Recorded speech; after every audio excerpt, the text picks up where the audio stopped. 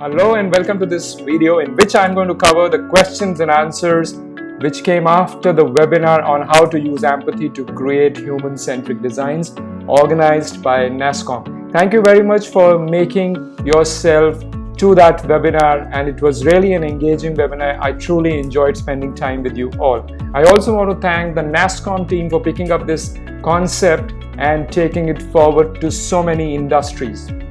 Now, I received certain questions after the webinar which I've been actually trying to respond, and here I'm able to respond. I thought maybe best way is to record my answers so that everybody can have a look, and if they want they can refer to that and make most of that. So before we begin, I really want to again come to the foundation of that whole session, which was about the empathy. What is empathy? Let me share with you a simple definition. Empathy is the ability to understand and share the feelings of another person. Now, that's about the human to human connect. And when it comes to customer empathy, which was our topic, customer empathy therefore is the ability to understand the customers and being able to understand their feelings. So with that premise, I would like to get started. And as I'm going to share with you, I just want to tell you that I have a YouTube channel. You can subscribe regular updates around customer experience, empathy, and customer-centric concepts and principles.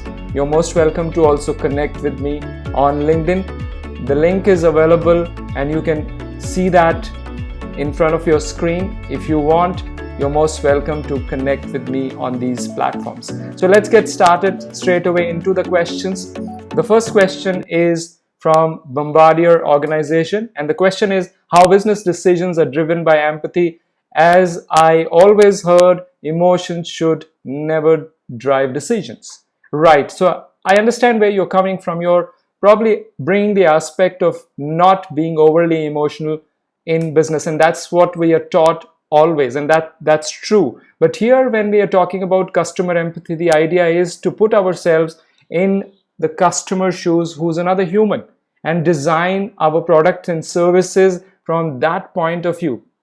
For example, if somebody is designing a phone, a mobile phone, what will be the features that will connect to, for example, I happen to buy a phone for my aged parents, and that phone had to be really simple and intuitive for aged parents so that they do not have to look for too many options scattered all over the place. It had to be very simple. So with that persona, how do somebody designs a phone which is really capable of meeting their needs? And there, in such situations, we need empathy, right? So there's a difference between empathy for designing products and services and servicing customers versus business decisions with emotions. I hope you understand. Okay, moving on. Next question again from Bombardier. The question is, the customer meant a person, but what about when we do not have direct customer? Right.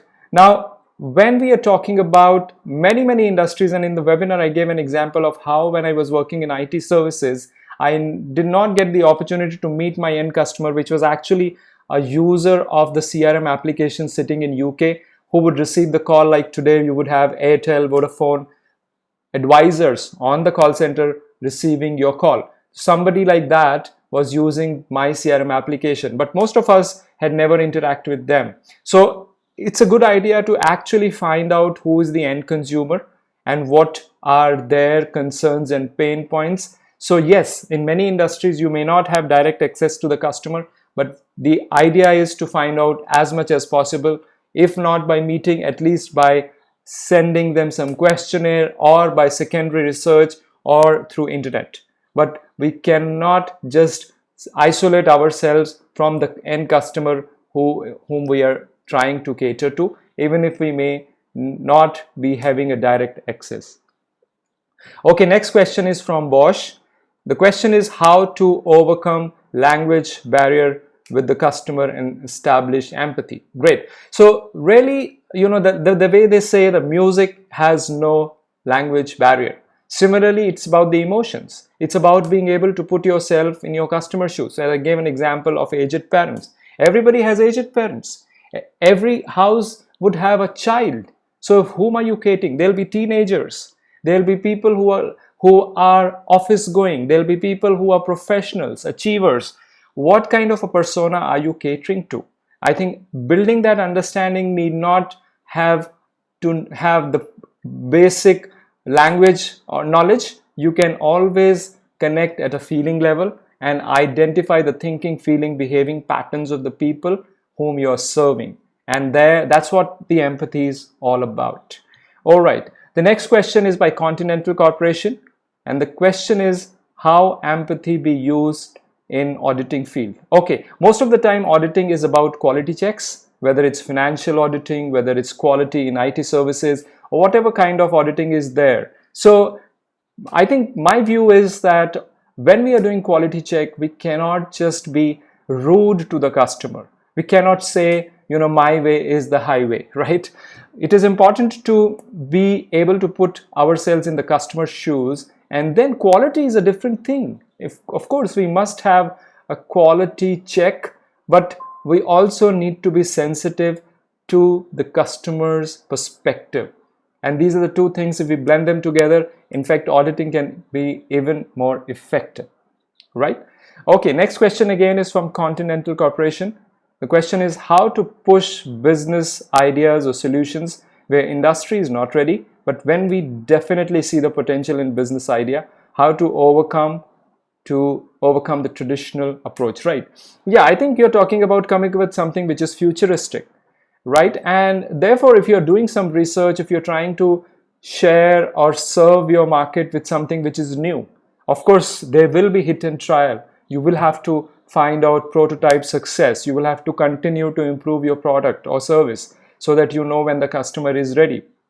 I also want to share with you other thing is the research was done which were the most successful entrepreneurial pursuit, which companies were most successful and fastest growing companies, and it was found out it was not about the idea, it was not about the founders' qualities. It was the number one reason the company succeeded was the timing. So if your timing is right, which means that if you really come upon something which is futuristic, then you will really have to wait for the time, or you go all out to create a completely new market for yourself, right? But the best way is to really understand, then take a dipstick, listen to the voice of customer, take reactions, continue to improvise. And there are many examples in the industries where they have been listening to the customer, improvised, and continue to improve. Of course, it could take some time, but eventually you will succeed because you are listening to the customer sentiments, their needs, and their expectations, right? All right, so next question is from Scient.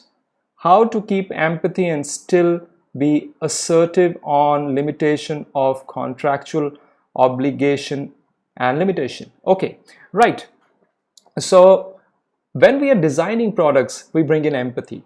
When we have to create some powerful product and services, which is like a magnet. So suppose you come up with some software which is improving productivity, then you understand your customers' need. Then how much time are they spending? Where is their time going? How can they be more productive? How can they save more time? Whatever service or product you're coming up with, that had to be really something which is catering to the inherent need of those customers, solving a problem, plugging a gap. So if you have really got that clarity in the beginning, that's about having a great product with empathy.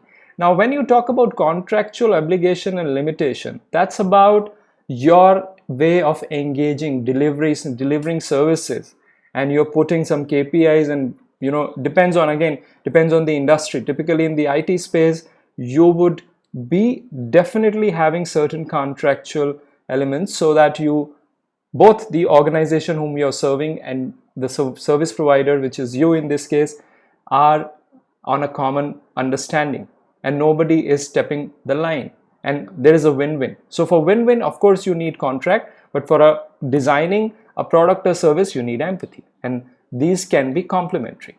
Okay, right. The next question is from Daimler, and the question is, can you explain how to predict future customer requirements? All right, so future customer requirements is I think there are a couple of ways. One is you look at the historical trends. Of course, we are talking about future, but history is a biggest teacher for the future, which means you watch the trends, what has happened in the past in a similar situation. For example, now when we are going through this situation of pandemic, what has happened when similar situations arose earlier? How was it handled?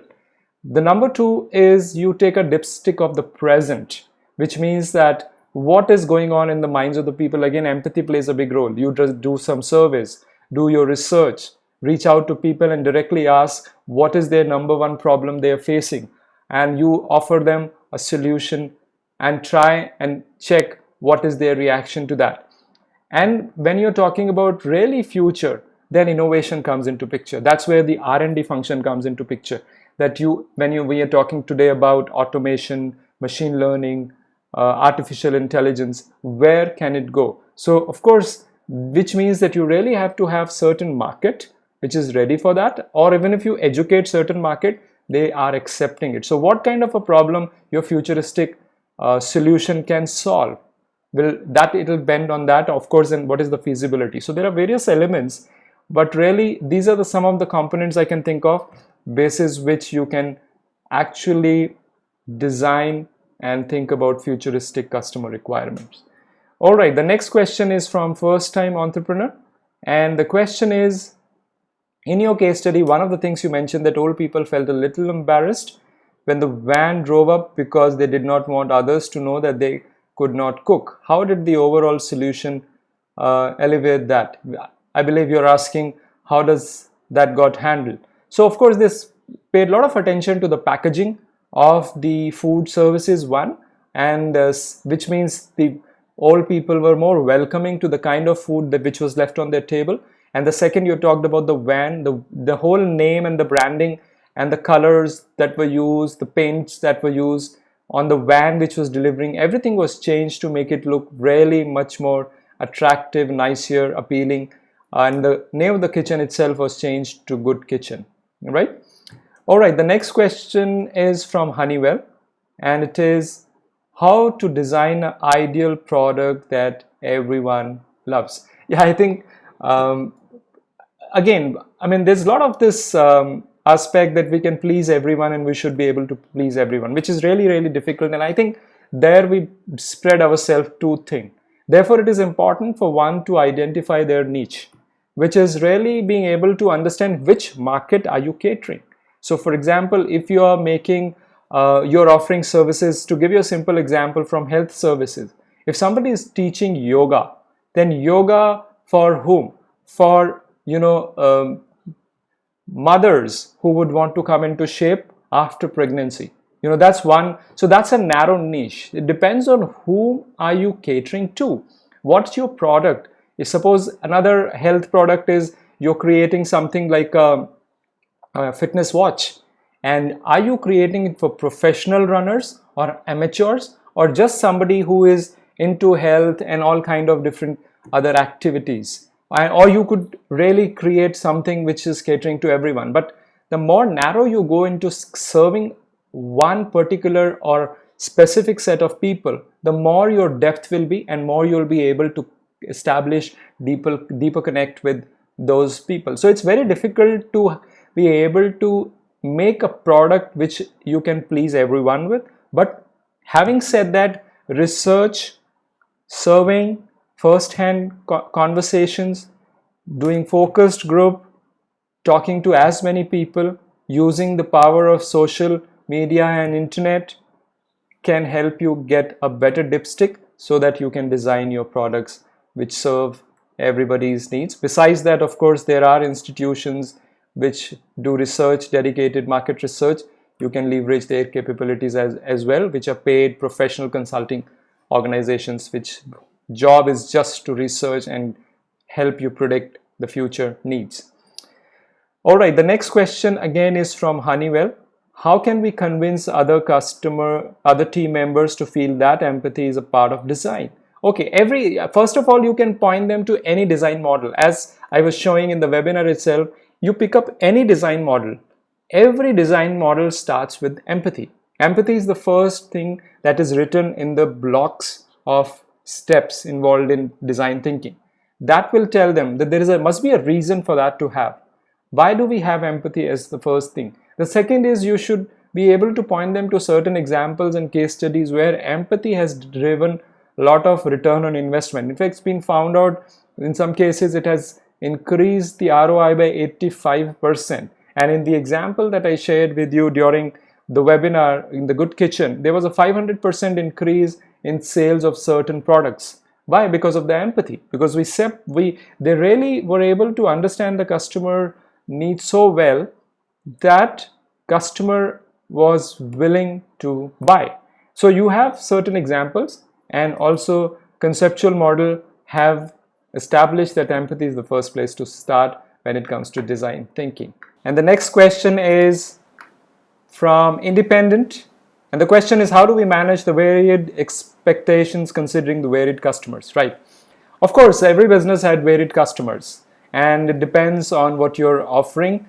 But one of the simple way is really to understand your customer at a deeper level, which means, again, empathy. When we talk about empathy here, the purpose of empathy is to really being able to connect with them at a level which is heart level, which is, thinking, feeling, behaving like they do. And of course, when you're able to do that, then your understanding about your customer is strong. And really, if you respond to that with a proper product or service, you can be very successful. And irrespective of the number of customers, you can use the same approach, but you may not want to spread yourself too thin. Again, it depends on what kind of an industry are you talking about. Eventually, we do talk about things like B2C, which is business to consumer, or B2B, which is business to business. But every business is human to human. So this empathy aspect allows you and gives you the framework and opportunity to know the other person, which is your customer, at a human level. Of course, which means that you must be able to learn about them, must be able to create your product or services which meet their needs or exceed their needs, must be able to win trust with them, and all those kind of things, depending on whom you're serving. The more proficient you're able to be on these parameters, the more you succeed in creating a better customer experience. All right, next question is again from Independent. How do manage in an unrealistic expectations? Many a times the customer expectations ask for too many things for the given products, right? Yeah, that's a real world. Actually, customer, they say, will ask for the moon. Customer is king. Customer is God. I think we keep hearing that. Now, when we are in a business, it's a simple thing. We create value for someone, and in exchange, we earn profit, right? The fundamental of the business. Now you're saying they can be too demanding. Of course, sometimes we have to draw a line, and that's where certain quality checks, certain contractual parameters come into place. But again, when we bring in empathy, then it's a thing of reciprocation. When we show a genuine, authentic expression of our interest in the customer and catering them, most of the time they will reciprocate by virtue of making you as their preferred vendor, making you as your preferred partner, right? Of course, it doesn't mean, that's an ongoing trajectory where you continue to work hard to get the best trust of your customer, and that's the whole thing about the business. But of course, I understand it's not easy, and for that you need certain way of managing your expectations. The best way is to document it and keep referring to that. And if you have certain exception scenarios, again, document that. That's about managing the governance, the program management part of it, and keep an eye and make sure you have a strong program management, but do not substitute with relationship, with ability to get deeper understanding of your customer. Sometimes the programs are really complex with too many stakeholders. At that time, again, deeper understanding of the end consumer will serve as the most powerful enabler, and where any number of stakeholders will really acknowledge and appreciate your focus on the end customer. All right, moving on. Next question is from KPIT.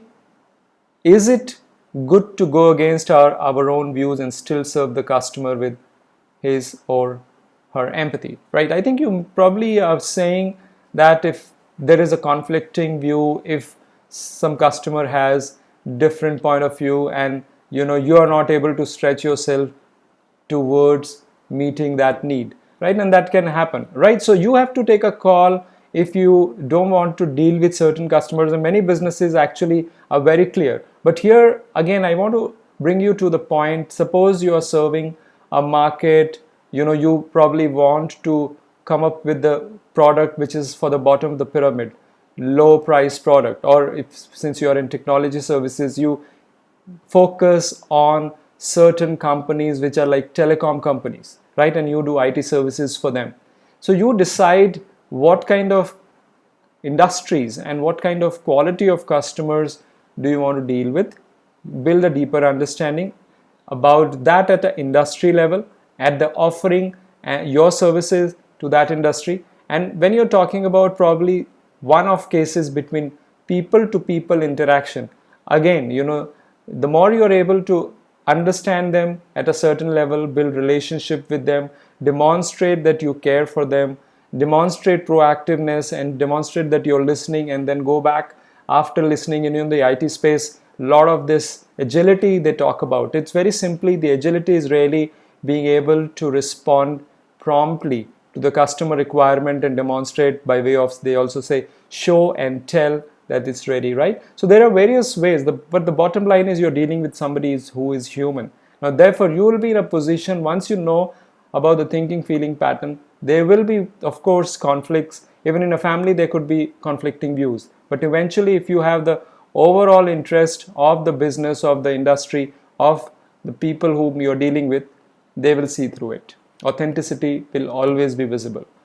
Okay, next question is KPIT again. How do we make whole customer journey smooth and keep them engaged? For that, I would recommend you to use journey maps, which is a part of design thinking. And how it operates is that you decide different touch points starting from the beginning of your journey, where you maybe the customer contacts you for the first time over an email, over the web, and then you walk them through the entire journey, through the sales process, through the buying process, then post buying, which is servicing process, then post engagement, you retain them for a couple of months, years, or long term, right? So you decide, and you can make journey maps for different customers, which means different personas, and for different scenarios. The more journey maps you're able to make by putting the customer at the center and imagining different touch points, the more you will be clear how can you make your customer journey smoother,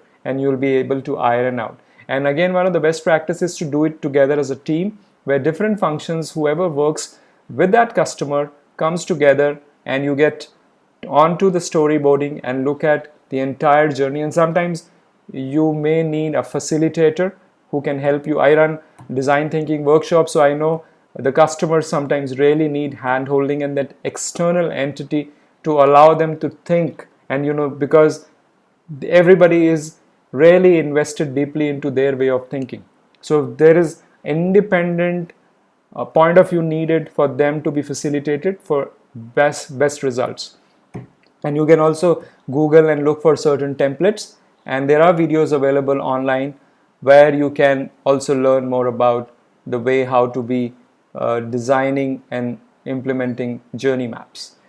All right, the next question again from KPIT: how one should focus with diversified customers with various mindset, and how we should tackle the wish versus needs. I think very similar question was asked earlier as well.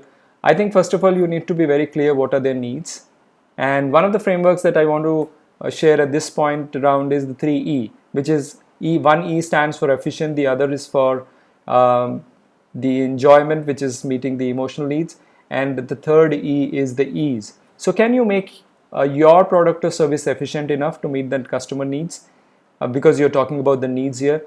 And then the next E is making it really easy for them. Again, that's a wish, that's a need and a wish, but that kind of comes somewhere in between. The third E is the enjoyment, which is actually the wish of most customers. Is it really enjoyable? So that framework is available in my CX Mastery program. I really cover that in detail. When you use that, you will be able to really differentiate, and you will be able to come up with a strategy of how to tackle this wish versus needs. And diversified customer needs diversified strategy. We can't have one size fit all in today's world. So again, my response is, again, build a deeper understanding, put yourself in your customer shoes, and take a call. With whom do you want to go deeper and create your expertise so that you can actually meet and exceed their needs?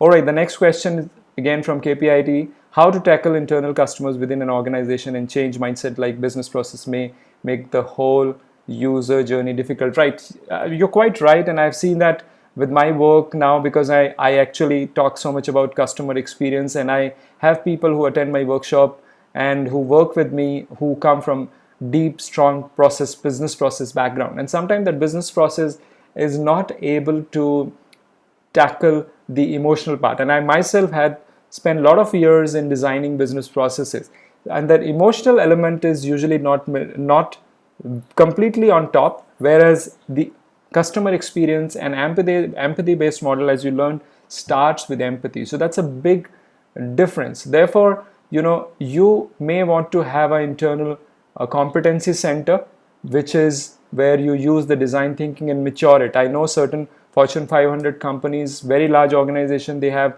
been maturing their internal competency center, building capabilities to use this design thinking approach and see the value of it. And once you have certain successful pilots, then you take it across the entire organization, and it'll be easy for you to convince other customers, because if there is definite evidence, once you know deeply your customer using these methods, design thinking methods, everybody is going to see that value. So that's really going to be a low hanging fruit, provided you are able to consistently adopt some of those practices, mature them, and use them in your organization.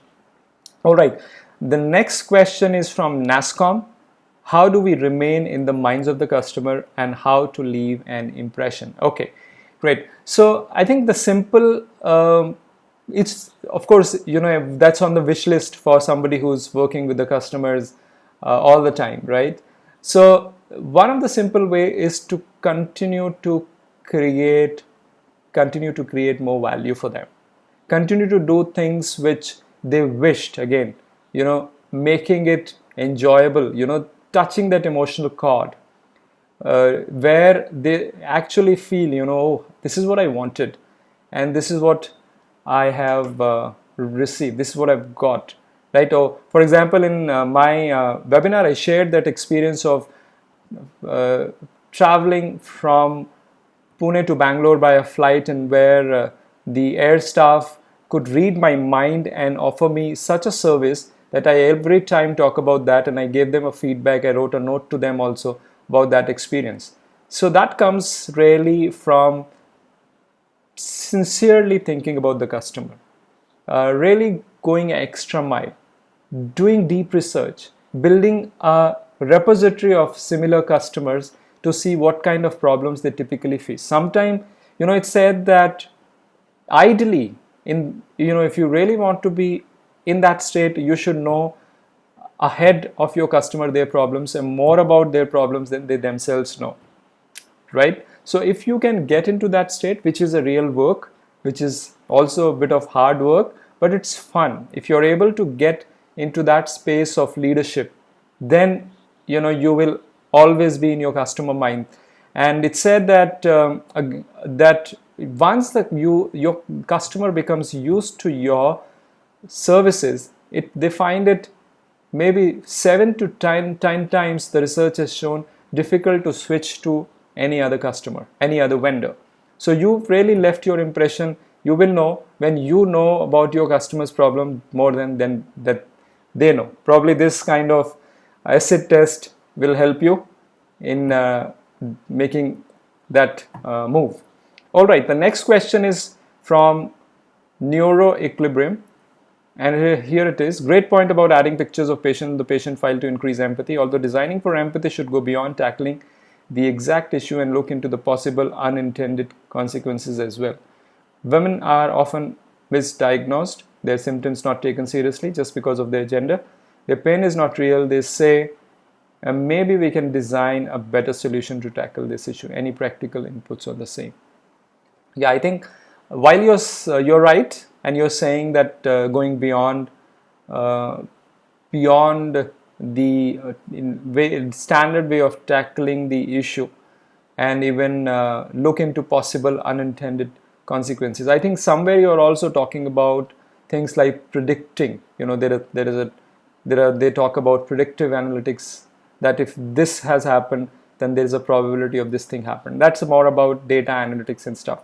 But yeah, it's actually sad that, if the women are missed, no, their seriousness is not enough about their symptoms. I think that needs to be addressed with all sincerity. I think more forums should be there to create that clarity, and this should be done on a war footing at a mission level to remove this bias. And I think that's a different thing. Again, when we come from empathy, right? When we are able to feel for other human being, empathy is a bridge to be able to do that. And the example of photo was that kind of looking at somebody picture creates that basic connect. Again, I did share another way is to spend some time with the people who are going through that pain, right? So is there a way to kind of get a sense of lives of the people, what they go through? Any amount of research and opportunity to connect at that level where we start to feel the empathy for the patients, since you're talking about that, is going to be useful. But it's really important, and it's really sad that this gap exists. But I believe even being able to put ourselves in somebody else's shoes is effective even in that. All right, the next question is from Nokia.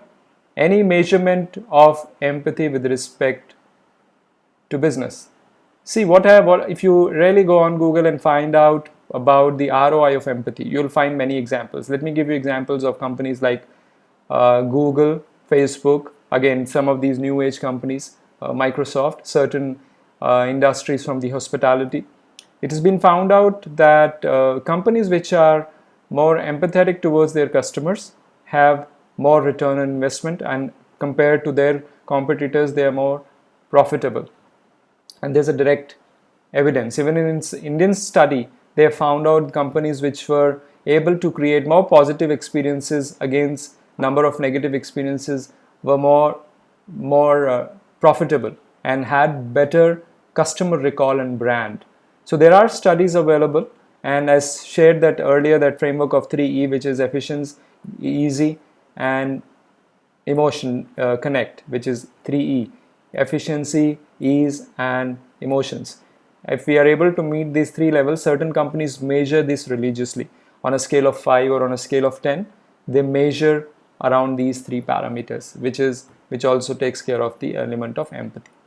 Okay, the next question is from Renosis. How do we manage the varied expectations considering the varied customers? Again, I think it's a same question which I've already answered.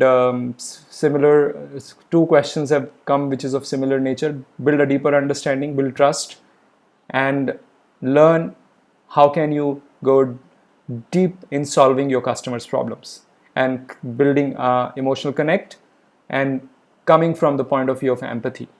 And if you're trying to spread yourself too thin for trying to cater all kind of customer, then you may lose your expertise. So you have to choose whether you want to go all out and serve the masses, or you want to go narrow and serve certain set of customers. That's your business decision, right? But it's important to be able to go deeper in building connect and understanding about your customer. The next question again from Renosis is, what are the best way to know customer deep, as physical visits are not there now? Yeah, I think since I'm talking about it's timely, just at the right time. Yeah, I think today there are various powerful ways. In fact, LinkedIn recently launched an option to conduct a poll, and I've done recently few polls, which means the voting, to know what is important for the customers. So you can use various mechanisms. There are several companies who purely give you effective tools to run surveys, right? And they're very, very nicely designed tools so that customer feel like responding. Another way is, which I have also done, is when you want to run surveys, people may have inertia and they may not prioritize when you are asking certain question.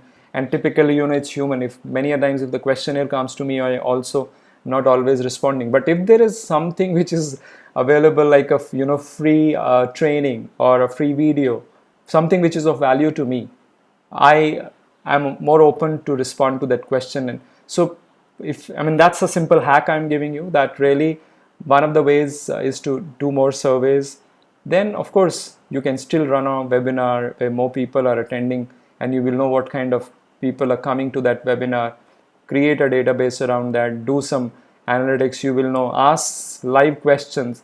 What are your pain points? What are your concerns? When you're doing webinar, in the beginning itself, like in this webinar also, we ran a poll to understand what kind of audience mix is present, right? So there are various ways. Of course, if you want to go deeper, then you must be able to also run interviews, but there's a lot that's possible if your intention is steadfast to learn more about your customers and your target audience. Okay, next question from Renaissance again. What to do when client itself lose interest in their own brand identity, do not consider empathy, and want to adopt UX solutions of other international brands? Yeah, I think if that's the change of their strategy, that's fine, But again, these are not conflicting. The empathy is really about understanding deeply about your customer. If they're trying to follow somebody else's approach, which is maybe because of the reason that it's more popular, more proven, more successful, then I think the next step would be to guide them to find out why is that more successful, right? Of course, then you'll have to see how would you, if you're in a competing market, then how would you differentiate if you're copying somebody? Because authenticity is the most powerful way to connect. So if somebody is really happy with some other company's branding approach, that's fine. The brand is the layer, but underneath it's about deeper ability to deeply connect, serve, and make a difference and solve problem of the customer, right? So the branding part is probably something which shows at the surface, but the real work happens. Now, so many people know about Amazon, but can everybody become Amazon? Everybody know and is using Apple phone, but can they become Apple phone? Right? So similarly, becoming some other company which is already successful is also not so straightforward. So there could be that way of coming from that angle, or coming from the root of building deeper understanding of customer. That's a grounds up approach. That's more solid, right? So of course, and empathy is not conflicting to either of the approaches. Basically, any organization which is serving customer needs to know them better and needs to be able to understand from their point of view, right? That's empathy. Oh, I hope this helps you. The next question is from Tejasoft. Who is the customer in IT services? Is it who funds the project or who buys the product? Right, I did in one of the, I often talk about it, in one of the meetings, there were several senior leaders talking about how to improve customer experience. And I raised a question in the meeting. First of all, what do you mean by customer experience? And there were as many definitions of customer experience as many people present. Right, so somebody said it's for the end consumer, as you said, it was in the IT company. Somebody said it's the program whom we are catering to in our customer. Right, so actually all of them in a way are right, but one thing is for sure, that everybody is working towards that end customer who's paying, right? But for us as IT service providers, we might even be paid by the program or the business which is buying our services. But it's important, really critical to completely understand the whole value chain and always keep an eye on the customer's customer. When I say I, which means that really understanding their pain points. If you're developing a software, eventually that software will help your client improve their relations and business with their client. And if you're able to understand that part and start to think from that mindset, then even the people involved in between will be able to connect better with you. And I can tell you with a lot of confidence from my personal experience, that people will start to tell you, I'm not sure if it happened with you, that you guys know technology but you do not understand business. You will start to get that feedback. So please pay attention to the customer's end customer, and of course you will have to take care of both. By this approach, you will be able to make and keep both the entities happy, the one who's funding your project and in the value chain, and the one who's using your product and the one who's paying, right? So all in the entire value chain, you will have to make sure that that's foundational, deeper understanding of the end customer. Next question is from Tribe 3. How to deliver great customer experience while delivering value and meeting business goals? Yeah, again, identify what do you mean by customer experience. Clearly define. When you come into my CX masterclass, I cover the key things around how to build customer-centric culture, how to have a customer-centric vision, how to use design thinking to deliver great customer experience, how methods to use, listen to the voice of customers and continuously bring it back to improve your products and services, and then way of measuring your customer experience. If you have all these are 6 tenets. If you have all these in place, you can look at my website www.koyopo.com/courses, and you will find, if you look at the curriculum, you will come to know the 6 key pillars that are needed to deliver great customer experience. It's kind of looking your business and business goals through the lens of customer. All right, so next question is from Whirlpool. In today's online world, any thoughts on interpret the online comment in the right empathy? I think it's a lot of freedom there. Anybody can post anything. It depends on how you want to use it. In fact, it's a huge lot of database. There are a lot of tools which can skim the social noise, as they say, and give you the insights.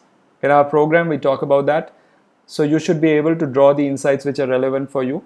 And of course, when it comes to dealing and engaging with the customers and the comments that come in, it's important to be available, present, and be authentic, and be someone who's standing there, whatever it is. Sometimes some bad comments can also come. So taking it really with empathy and thinking where is it coming from and trying to solve it. Be responsive. I think important is to be responsive. So it is both drawing insights and be responsive. Next and the last question from Whirlpool is, in the current scenario where personal interaction is difficult, what are your thoughts on understanding people's needs? I think I talked about it, running surveys, still keeping in touch through various methods, run webinars, so that you can draw people onto your webinars and you can listen to them and see what kind of people show up and engage with them during webinars, not just try and share knowledge, but use it as a platform to learn more about them. And use the, a lot of research is available online. Still, you can always talk to people through various communication modes, organize calls, but all these things, and of course there are intelligent tools available to tap into the social information. So all these tools are available, and still it's good to sometimes pick up the phone or get onto a internet call and know people.